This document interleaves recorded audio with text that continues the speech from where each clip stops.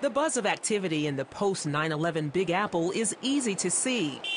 But the fight to keep the city safe isn't quite as obvious. We have stopped 14 at least plots on New York City. New York Councilman Peter Vallone credits the city's counterterrorism division for keeping the peace. We've been successful. God willing, we continue to be successful. Prior to 9/11, only a handful of NYPD detectives monitored terrorist activity.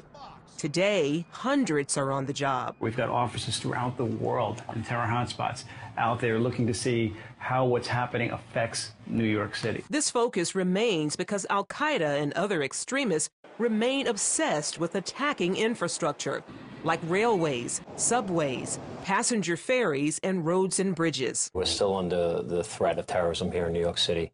There's certain, locations in the city that we know that are high-profile targets, from our baseball stadiums to the Empire State Building to the development of the new Freedom Tower. For example, it put a ring of radiation detectors around the city and established protocols with surrounding counties in case of a chemical, biological, or nuclear attack.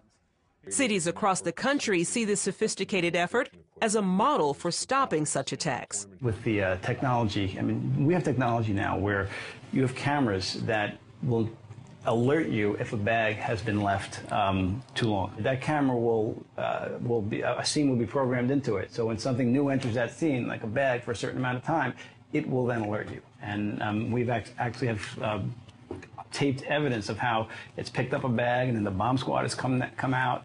Terror networks are also expanding. One of the main objectives of New York's counterterrorism division is to track radical Muslims from all over the world, including homegrown terrorists. Homegrown is the biggest problem we face right now. They're trying to figure out how this radicalization is happening here in this country. Why does somebody who grows up in Queens decide that he wants to grow up and kill Queens residents? Last November, police arrested Jose Pimentel, also known as Mohammed Yusuf. Police say the U.S. citizen was within an hour of carrying out a powerful pipe bomb attack. He's accused of plotting to bomb police cars, post offices, elected officials, and U.S. troops returning from overseas. Authorities say Pimentel is an al-Qaeda sympathizer who used radical Islamic websites.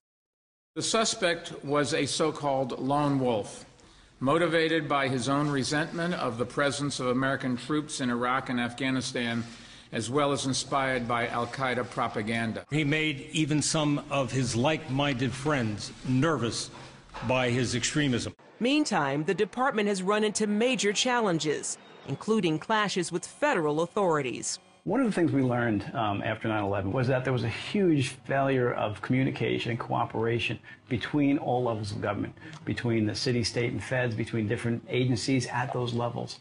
That's gotten much better. But due to the fact that the NYPD has taken on some roles that were traditionally federal, there are clearly some rivalries.